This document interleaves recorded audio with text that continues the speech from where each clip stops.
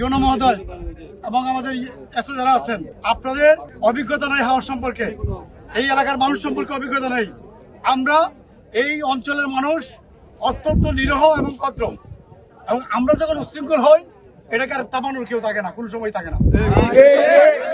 আমি অনুরোধ করবো, গরমে আরাম নিয়ে হবে না হাহুতাশ, ঘুরলে পরে ওয়ালটন ফ্যান বাতাস আর বাতাস।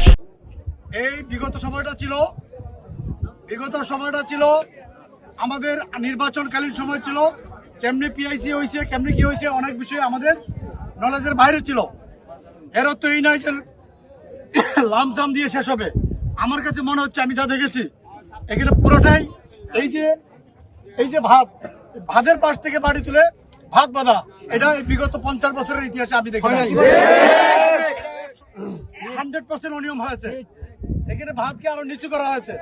আপনাদের এই ভাতগুলি ভয়ঙ্কর বাদ, এগুলি আমাদের সুনামগঞ্জ জেলার মাঝে ভয়ঙ্কর বাদের মধ্যে দুই একটা বাদ হচ্ছে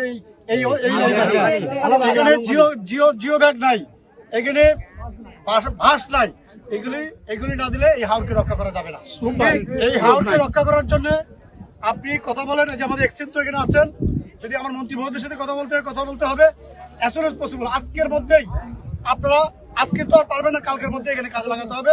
আমাদের জিও ব্যাগ, আমাদের ভাস এবং সবকিছু মাটি লাগে, উচ্চতা সবকিছু আপনারা করতে হবে। আপনাদের আন্দাজের বাইরে, যেহেতু আপনারা কত বছর হিসেবে আপনারা এখানে আসছেন, 3 বছরের মধ্যে আপনি পানি দেখেন নাই, বন্যা দেখেন নাই। আমি 1 মাস আগে বলেছিলাম, ইউনো সব মনে আছে আপনাদেরকে, আমি বলেছিলাম 4 বছর পর আল্লাহ না করুক, না আসুক, কিন্তু 4 বছর পর আমাদের অঞ্চলে বিশাল বন্যা হয়, যে বন্যায় এসব বাদ 1 নিমিষেই চলে যাবে।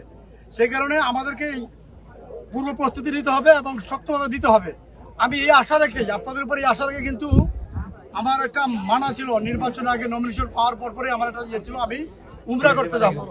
সেই কারণে যেহেতু সংসদের ছুটি ছিল, আমি ছুটি নিয়ে 1 সপ্তাহ ছুটি নিয়েছিলাম।